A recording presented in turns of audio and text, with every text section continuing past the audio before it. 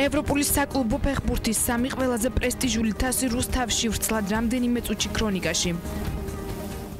საღამომშვიდობისა თქვენ უყურებთ ქრონიკას ხრის ნახევარზე დღის მთავარ სიახლეებს ლიკა ტურიაშვილი გაგაცნობთ. ევროპული საკლუბო ფეხბურთის სამი ყველაზე პრესტიჟული UEFA სუპერთასი ჩემპიონთა ლიგისა და ევროპა ლიგის თასები უკვე რუსთავშია. ფეხბურთის რუსთაველ გულში ამატკივრებს ევროპული საკლუბო ფეხბურთის ყველაზე პრესტიჟული თასების ნახვისა და სამახსოვრო ფოტოების გადაღების საშუალება აქვთ. პროცესს ადგილობრივი და მხარის ხელმძღვანელი პირები ესწრებიან. სუპერთასის მოგზაურობა საქართველოში 3 ივლისს ქალაქ ფოთიდან დაიწყო და 10 აგვისტომდე ქვეყნის ყველა რეგიონს მოიცავს. ევროპული საკლუბო ფეხბურთის თასებს ხვალ კახეთის რეგიონში ჩაიტანენ. წლევანდელი წელი საკმაოდ მნიშვნელოვანი არის საქართველოს, იმიტომ რომ რამოდენიმე დღის წინ გაიხსნა ოლიმპიადა, ანუ გარდა ამისა 11-ში იქნება თამაში და დღევანდელ დღეს რუსთავი მასპინძლობს, ანუ თამაშამდე გადაეცემა, ანუ რუსთავში რამოდენიმე ხნით გაჩერდება ეს სამივე თასი. საკმაოდ მნიშვნელოვანი და კარგი ღონისძიება არის. წლევანდელ წელს მე ვიტყვი, რომ რუსთავი საქართველოს ერთ-ერთი იღბლიანი ქვეყანა იმით, რომ ოლიმპიადის გარდა, ანუ სუპერთასი თამაშდება, ანუ წლევანდელ წელს საკმაოდ დატვირთული არის საქართველოს და რუსთავისთვის მათ შორის სპორტული ღონისძიებებით. მე კიდევ ერთხელ ვუცავ ყველას. ამ დღეებში ოლიმპიადის მომსწრეები ვართ, რაც საქართველოში პირველად ტარდება. ძალიან სასიხარულოა, რომ ევროპის სუპერთასი, ჩემპიონთა თასი, ევროპა ლიგის თასი და UEFA-ს თასი ჩამობრძანდა ჩვენს რეგიონში და იმედი მაქვს, რომ ეს იქნება საქართველოში სპორტის აღმავლობის ხანის დასაწყისი და იმედია, რომ მომავალში ჩვენი საკლუბო გუნდებიც შეწყვდებიან და მოიპოვებენ ამ თასს და უდიდეს ბედნიერებას მიანიჭებენ ჩვენ საქართველოს. თეთრიწყაროს მუნიციპალიტეტის სოფელ კოდაში ცენტრალური ქუჩიდან სკოლასთან მისასვლელი გზის რეაბილიტაცია დასრულდა. სექტემბრიდან კოდის საჯარო სკოლის მოსწავლეები დაწესებულებამდე მისვლას ახლად რეაბილიტირებული გზით შეძლებენ. ადგილზე ქვემო ქართლის გუბერნატორი პაატა ხიზანაშვილი მოადგილეებთან ერთად იმყოფებოდა. დიდი ხნის განმავლობაში სოფლის მაცხოვრებლების აქტუალური პრობლემების შესახებ თამარ ლოლაძე მოგიყვებათ. გზისარეაბილიტაციო სამუშაოები, რომელიც სოფელ კოდაში განხორციელდა ქვემო ქართლის გუბერნატორმა პირადად მოინახულა. პაატა ხიზანაშვილი ადგილობრივ მოსახლეობასაც შეხვდა. სოფელში 490 კვადრატული მეტრის ასფალტის საფარი ტენდერში გამარჯვებულმა კომპანიამ დააგო.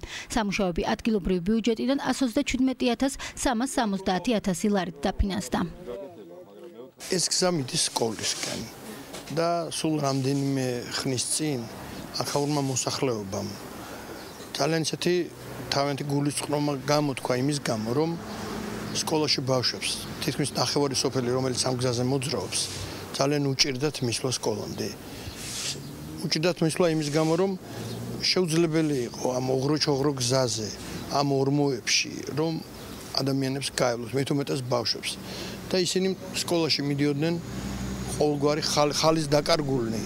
თან დასრულები მიდიოდნენ და აი დღეს მათი ესეთი ოცნება ახდა ეს გზა სკოლისკენ მიდის. ამ ეტაპისთვის ასფალტის სამუშაოები სრულად შესრულებული, დარჩა სანიაღრე არხები, სანიაღრე არხები განთავსდება ორივე მხარეს. ეს გზა იყო ერთ-ერთი მთავარი გზა სკოლამდე მისასვლელი. ამ გზით ისარგებლოს როგორც ადგილობრივი მოსახლეობა, ასევე 460 მოსავლე. გზის რეაბილიტაციამდე ტერიტორიაზე შიდა კომუნიკაცია გამოიცვალა. რამდენიმე დღეში კი სანიაღვრე სისტემა მოეწყობა. გზების რეაბილიტაციას დადებითად ხვდება ადგილობრივი მოსახლეობა. მათი განცხადებით ამორტიზებული გზები მათ პრობლემებს უქმნიდა. კმაყოფილი ძალიან დიდად ვარ ჩვენ, რა თქმა უნდა, გაკეთებული სამუშაო, მშვენიერი სამუშაო გზა არის უმაღლესი, რა თქმა უნდა, წლების მანძილზე ველოდებოდით ამ გზას. მოვიდა ის პერიოდი და ის დროს და დაგვიმთავრეს. ძალიან საშინელი მდგომარეობა იყო, იმიტომ რომ მე სკოლაში ისეთ მომენტში მომიწია სიარული, როცა გზა არ იყო დაგებული და სულ ტალახი და ძალიან მძიმე მდგომარეობა იყო და სკოლაში როდესაც და სულ ტალახიანი მივიდიოდი. ეხლა კიდე კმაყოფილი ვარ, ძალიან მომწონს. სოფელ კოდაში საჯარო სკოლამდე მისასვლელი გზისა და სანიაღვრე სისტემის სარეაბილიტაციო სამუშაოები ივლისის დასაწყისში დაიწყო და სექტემბერში დასრულდება. ქალაქ მარნეულის სამხედრო დასახლებაში საცხოვრებელ კორპუსებს, რომელშიც აფხაზეთიდან დევნილი ოჯახები ცხოვრობენ, რეაბილიტაცია უტარდება. ადგილზე, სადაც 8 ადგილობრივი მუშახელი დასაქმდა და შენობების კაპიტალური გამაგრების სამუშაოები ხორციელდება. იცვლებით გადაადგილებული ოჯახების საცხოვრებელი კორპუსების აღდგენას ტენდერში გამარჯვებული კომპანია ახორციელებს. ინფრასტრუქტურული პროექტი 2015 წლის მაისში დაიწყო და აგვისტოში დასრულდება. პროცესი ადგილობრივი ბიუჯეტიდან ფინანსდება. ქალაქ მარნეულში ნომერ 1 სამხედრო ქალაქში მიმდინარეობს სარეაბილიტაციო სამუშაოები ორსართულიანი კორპუსების. ეს არის ნომერ 1 კორპუსი და ნომერ 11. იქ მოხდება გამაგრებით სამუშაოები და რაც რეაბილიტაცია დაჭირდება ფასადებს და პადიეზდებს, მაგით შეკეთდება. სოფელ თამარის უახლოეს მომავალში სრულად რეაბილიტირებული კულტურის სახლის შენობა ექნება. ობიექტს ამ ეტაპზე შიდა კვარტალური სარემონტო სამუშაოები უტარდება. დაგეგმილია გარე ფასადის კეთილმოწყობაც, დამონტაჟდება გარე განათების სისტემა. სამუშაოებს ტენდერში გამარჯვებული კომპანია ახორციელებს. პროექტი, რომელიც კულტურის სახლის შენობის სრულ რეაბილიტაციას ითვალისწინებს, ადგილობრივი ბიუჯეტიდან ფინანსდება. თამარისში მიმდინარეობს კულტურის სახლის სარემონტო სამუშაოები. აქ ძირითადი სამუშაოები იქნება შიდა რემონტი, გარე ფასადის მოპირკეთება, ეთდება გარე განათლების სამუშაოებიც, დარჩენილი იყო რამოდენიმე ჩიხი და მთელი სოფელი შეივსება. ავღანეთში ქორწილის დროს მომხდარ სროლას 21 ადამიანი ემსხვერპლა. ქვეყნის ჩრდილოეთით ბაგლანის პროვინციაში 2 დაჯგუფების წევრები ერთმანეთს წვეულების დროს დაუპირისპირდნენ. ორმხრივ სროლას ქორწილზე მიწვეული სტუმრები შეეწირნენ. მათ შორის 2 ბავშვია, მძიმედ დაშავდა 10 ადამიანი. დაპირისპირების მიზეზი უცნობია. პოლიციელები ინციდენტში მონაწილე 2 დაჯგუფების წევრებს ეძებენ.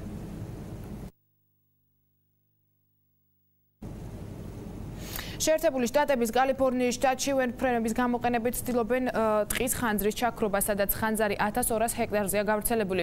ხელისუფლებამ მიმდებარე ტერიტორიიდან ადგილობრივი მოსახლეობის ევაკუაცია განახორციელა. მეხანძრეებს ცეცხლთან ბრძოლაში ხელს მაღალი ტემპერატურაც უშლის. პოლიციის ინფორმაციით ხანძარი ერთ-ერთმა მოქალაქემ გააჩინა, რომელიც უკვე დაკავებულია.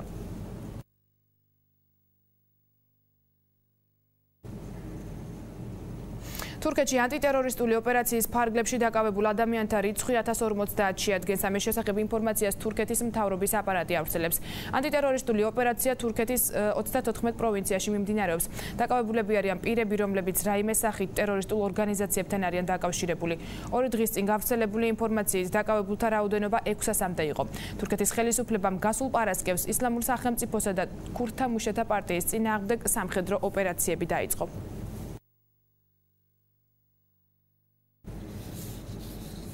ახლა კი ვნახოთ, როგორ ამის ვარაუდობენ სინოპტიკოსები ხვალ ჩვენს რეგიონში.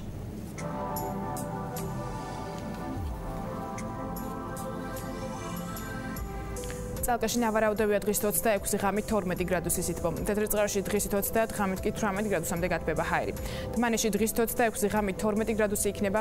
პოლონში მოსალოდნელია დღის 33 ღამით 19 გრადუსი სითბო. მარნეულში დღისით +34 ღამით +21 გრადუსი იქნება. თბილისში ნავარაუდებია დღის 35 ღამით 23 გრადუსი.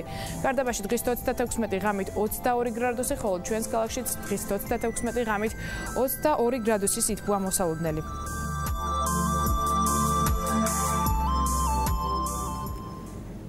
ეს იყო ჩემი ხელთ არსებული ბოლო ინფორმაცია, ქრონიკა დასრულებულია, ხვალამდე გემშვიდობებით.